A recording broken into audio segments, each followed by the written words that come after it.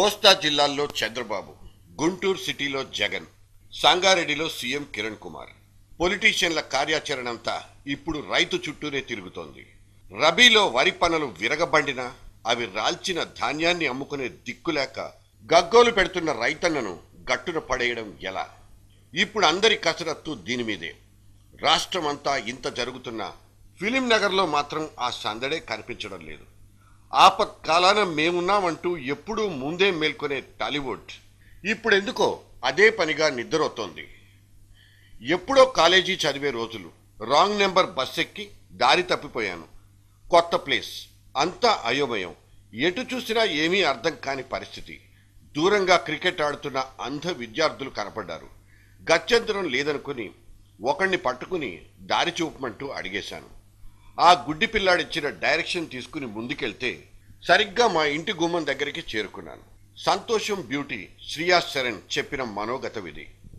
కళ్ళు లేవు, లోకం నిండా మనకు ఇన్ని రంగులున్నా ఒక్క నలుపు రంగు తప్పితే ఇంకేమీ తెలియని చీకటి జీవితం వాళ్ళది. అయినా మన ప్రపంచం మీద మనకంటే వాళ్లకే ఎక్కువ అవగాహన. అది మొదలు వికలాంగులకు, విధివంచితులకు నా చేతనైంది నేను చేస్తున్నానంటూ తన సంకల్పాన్ని చెప్పింది ఆ అమ్మాయి. ఇంత చిన్న గ్యాప్లో ఎంత మార్పు! ఆశ్చర్యపడిపోవాల్సిందే. మనసుకు సహజంగా తడిసే గుణం ఎక్కువ. అయితే మనసును తడిపే ఇటువంటి సందర్భాలే అరుదుగా దొరుకుతుంటాయి. ఫ్యామిలీ, ప్రొఫెషన్ ఇవి రెండు తప్పిస్తే లైఫ్లో ఇంకేమీ లేదన్నంత బిజీగా రోజులు గడిపే మెకానికల్ మనుషులు మనం. కాస్త బ్రేక్ దొరికితే వాళ్ళ మనసులకు ఒక మంచి మలుపునిస్తే లోపల దాగుండే దానగుణం బయటకొస్తుంది. ఆదరిస్తానంటూ చెయ్యి ముందుకు చాస్తుంది. కానీ బయటి ప్రపంచంలోకి తొంగి చూసే ఓపిక మనలో ఎంతమంది కొంది? సెలబ్రిటీలు, ముఖ్యంగా సినిమా సెలబ్రిటీలు వాళ్ళ చుట్టూ ఉండే ఆ రంగుల ప్రపంచానికే దాసోహం అంటారు తప్పితే ఒక్కసారి మామూలు మనుషుల వైపు, మామూలు కంటే తక్కువ జీవితంతో సరిపెట్టుకుంటున్న మరో మనుషుల వైపు ఎందుకు చూడాలనుకోవడం లేదు? ఎన్టీఆర్, ఏఎన్ఆర్, కృష్ణ, శోభన్ బాబు, శ్రీదేవి, ఆదేవి, ఈదేవి అంటూ తారాలోకమంతా తెర వెనుక నుంచి ఒక్కసారిగా ముందుకొచ్చి మానవతను చాటిన ఆ దృశ్యం ఇప్పటికీ లీలగా కళ్ళల్లో మెదులుతోంది. వరద బాధితుల కోసం వరుస కట్టి జోలెపట్టి భిక్షమెత్తుతున్న నాటి అంకిత భావం ఆ తర్వాత ఎక్కడైనా మన సినిమా వాళ్ళలో కనిపించిందా? వరదలొచ్చినప్పుడు పోటీలు పడి వెల్లువెత్తే విరాళాలు ఇప్పుడేవి? కృష్ణ 2 లక్షలు ఇస్తే అక్కినేని 4 లక్షలు ఇచ్చేవారు. ఆ తర్వాత శోభన్ బాబు 10 లక్షలు ఇచ్చేవారు. ఇచ్చుటలో ఉన్న సుఖం వేరెచ్చటనూ లేదంటూ స్టార్లందరూ వితరణాశీలుగా మారేవారు. ప్రేక్షక లోకానికి తమ మనసును పరిచయం చేసుకునే ఇటువంటి అరుదైన సందర్భాల్ని ఎవరైనా ఎందుకు మిస్ అవుతారు? అయితే ఇప్పటి సినిమా జనరేషన్లో ఆ దృక్పథం సన్నగిలిందా అన్న చిన్నపాటి అనుమానం ఒకటి మమ్మల్ని తొలిచి పారేస్తోంది. అడపాదడపా జరిగే స్టార్ నైట్స్, చారిటీ క్రికెట్ మ్యాచ్లను చూసినప్పుడు కొంత ఊరట కలుగుతున్నా ఇవన్నీ వాళ్ల కరిష్మాను ఎరగా వేసి జనం నుంచి ధనం దండుకొని చారిటీ సంస్థలకు చెక్కులు రాసిచ్చే ఎత్తుగడలని తెలిసినప్పుడు మాత్రం మనసు ఎందుకో నొచ్చుకుంటుంది, గుండెల్లో గుచ్చుకుంటుంది. ఈ మెగా ఈవెంట్లు ఎన్ని కోట్లు కలెక్ట్ చేశాయన్నది మాత్రమే మనకు తెలుసు. అవి ఎంతమందిని ఆదుకున్నాయన్న లెక్కలైతే బొత్తిగా కనపడవు. హెల్త్ ఈజ్ వెల్త్ అనే ఓల్డ్ మెసేజ్నే నగర జనానికి కొత్తగా గుర్తు చేస్తూ తెల్లటి టీషర్ట్లు వేసుకుని 2K రన్ పేరుతో ట్యాంక్ బండ్ మీద పరిగెత్తగానే తమ పని అయిపోయిందనుకుంటారు కొందరు సెలబ్రిటీలు. ఇది సరదా కోసమా, సమాజ సేవ కోసమా అన్న క్వశ్చన్ మార్క్ మాత్రం మనల్ని వదిలిపెట్టకుండా వేధిస్తుంది. మగధీరుడు చేతబట్టిన కత్తి, సునీల్ సినిమాలో వాడిన సైకిలు కొంతకాలం క్రితం వేలానికి వచ్చినట్లు గుర్తు. సినిమా కార్మికుల సంక్షేమం కోసం చేసిన ఇటువంటి వినూత్న ప్రయోగాలకు అక్కడితోనే ఫుల్ స్టాప్ పడిపోయింది. సైనికుల కుటుంబాల్ని స్టేజ్ మీదకు పిలిచి చెక్కులిచ్చి పంపడం లాంటి వాళ్ళ సినిమాను ప్రమోట్ చేస్తాయే కానీ జనసామాన్యానికి ఏ యాంగిల్లోనూ సాయపడవు. విపత్తులు సంభవించినప్పుడు స్పందించాల్సిన వ్యక్తిగత చొరవ సినిమా పెద్దల దగ్గర కొరవడిందన్నది ఇప్పుడు నమ్మి తీరాల్సిన చేదు నిజం. వరద బాధితులకు వాటర్ ప్యాకెట్లైనా పంచాలన్న స్పృహ ఎందరిలో ఉందంటే 1-2 పేర్లే మనకు గుర్తొస్తాయి. రండి ఆదుకుంటామంటూ ఎందరూ ఎన్ని మెసేజ్లు ఇచ్చినా కనిపించే స్పందనైతే అంతంత మాత్రమే. ఇది మనందరికీ పరీక్షా సమయం. ప్రకృతి మనకు పెట్టిన పరీక్ష. సాటి తెలుగు వారికి వచ్చిన ఈ ఆపదలు మనం వారికి తోడై నిలవాలి, ఒక తాటిపై నిలబడాలి. ఇది మనందరి బాధ్యత. మనం కలిసికట్టుగా పోరాడితే ఈ విపత్తును మనం ధైర్యంగా ఎదుర్కోగలుగుతాం. అందుకే నా అభిమానులందరికీ ఓ విజ్ఞప్తి: వరద బాధితులకు తోడై నిలవండి, వారికి అండగా నిలబడండి, వారికి ధైర్యం చెప్పండి. మీ వంతు సహాయం మీరు చేయండి, నా వంతు సహాయం నేను చేస్తాను. రక్తదానం, నేత్రదానాల మీద అవేర్నెస్ పెంచి అభిమానుల్ని ప్రోత్సహించే ప్రయత్నంలో కొన్ని పెద్ద మనుషుల మీద నిందారోపణలంటూ రాళ్లేయటం ఇప్పుడు కనిపిస్తున్న వింత పోకడ. సాయం ఇస్తామంటూ ముందుకు చాచే ఆపన్న హస్తాల్ని వెనక్కు నెట్టేసేవే ఇటువంటి పరిణామాలు. ఇదొక ప్రమాదకరమైన వైఖరి.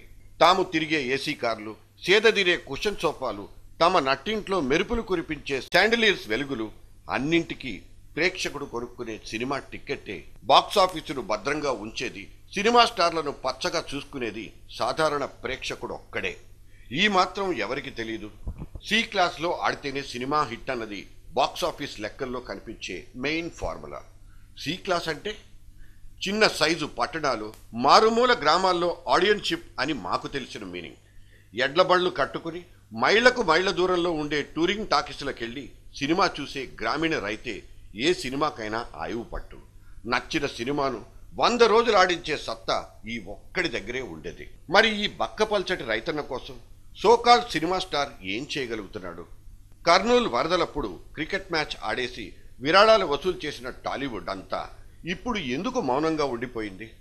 చలచల్లని కూల్ టాల్కమ్ పౌడర్లకు, స్వచ్ఛమైన బంగారు ఆభరణాలకు, సేదదీచ్చే శీతల పానీయాలకు బాగా ప్రోత్సాహం ఇచ్చి అలసిపోయిందా? సినిమాలు చేసుకోండి, సినిమాల మధ్యన వచ్చే ఇటువంటి ఎండార్స్మెంట్ ఛాన్సులను వదులుకోనవసరం లేదు. ఎందుకంటే కెరీర్ను కాపాడుకోవాలంటే ఇవి కూడా కంపల్సరీలే, ఎవ్వరూ కాదనరు. అయితే మేకప్ తీసేసిన తర్వాత అప్పుడప్పుడైనా సమాజం వైపు చూడాలన్నదే అపీల్.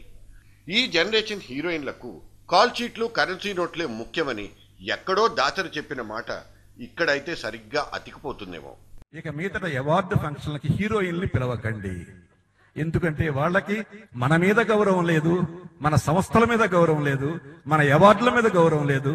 డబ్బులు ఇస్తే షాపింగ్ ఓపెనింగ్కి పెడతారు,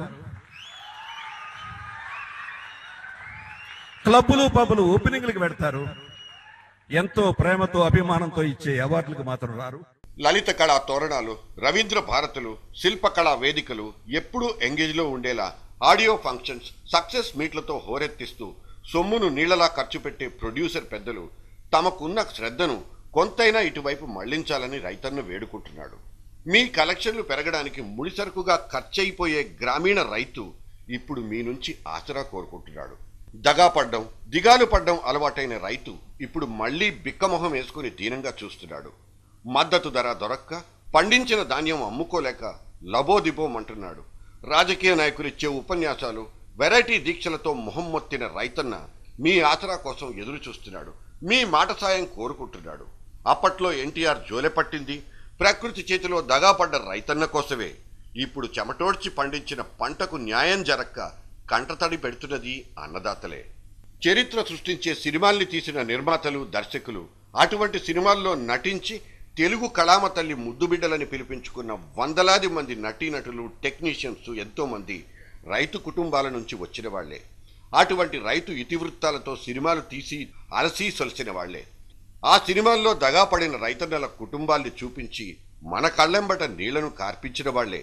అయితే ఇవాళ అదే రైతన్న దిగాలుగా, దీనంగా, ఆర్తిగా సాయం కోసం చూస్తుంటే అటువైపు కనీసం కన్నెత్తే తీరికైనా లేకుండా మిన్నకొండిపోవటం ఎందుకో బాగోలేదు. మన రామానాయుడు రాజకీయ ఊబిలోకి దిగి భంగపడ్డారు. అలా అని ఆయన ఎప్పుడూ ఎవరికీ బహిరంగంగా చెప్పుకోలేదు. వాటికి దూరంగానే నిలబడి తనదైన శైలిలో సమాజంలో అండాదండా లేని వాళ్లకు వితరణ చేస్తూనే ఉన్నారు. ఇక మోహన్ బాబు స్టైలే వేరు. తిరుపతికి కాస్త అవతలికి వెళ్తే ఆయన విద్యానికేతన్లో వికసింపచేస్తున్న పుష్పాల్ని కళ్ళారా చూసి చెమర్చి రావాల్సిందే. ఇలాంటి వాళ్ళు ఉన్నారు. మౌనంగా ఎవరికీ చెప్పకుండా తమ పంథాలో సమాజం కోసం ఏదో చేస్తూ నిలబడే వాళ్ళు ఉన్నారు. చిరంజీవి బ్లడ్ బ్యాంక్ నిర్వహిస్తుంటే గిట్టని వాళ్లు రాళ్లేసిన సందర్భాలు ఉన్నాయి. సెలబ్రిటీల చుట్టూ ఇనుప కంచెలుంటాయి. అది వాళ్ల రక్షణ కోసం ఏర్పరచుకున్నదే. ఆ ముళ్లే వాళ్ల మనసులంటూ గాయపడ్డ అభిమానులు అనుకుంటే పాపం వాళ్ళింత కర్కశులా అంటూ మీడియా సైతం అప్పుడప్పుడు భ్రమపడ్డము పరిపాటే. ఇక్కడ చిన్న సవరణ, వితరణకు సంబంధించిన సవరణ గురించి చెప్పుకోవాలి. సినిమా సెలబ్రిటీల్లో చాలామంది రాజకీయాల్లోకి వచ్చి ప్రజాసేవ చేయాలనుకుంటున్నారు. మంచిదే. కానీ అటువంటి రాజకీయాలే వితరణ కార్యక్రమాలకు ప్రాతిపదికలు కాకూడదన్నది సవరణ. రోడ్డు మీద కనబడ్డ ప్రతి బిచ్చగాడిని అక్కున చేర్చుకుని సేదతీర్చమని మా ఉద్దేశం కాదు. ఒక భయంకరమైన కరువు వచ్చినప్పుడు, మరో సునామీ ముంచేసినప్పుడు క్రికెట్ ఆడేసి వచ్చిన డబ్బును పంచే కంటే ఎవరి స్థాయిలో వాళ్ళు వ్యక్తిగతంగా తమ సన్నిహితులతో స్నేహితులతో కలిసి ఇదిగో ఇప్పుడు నిలువునా దగాపడ్డ రైతన్న కోసం ఆపన్న హస్తం అందించడంలోనే నిజమైన వితరణార్థం దాగుందనేదే మా చిన్ని విన్నపం. Help please.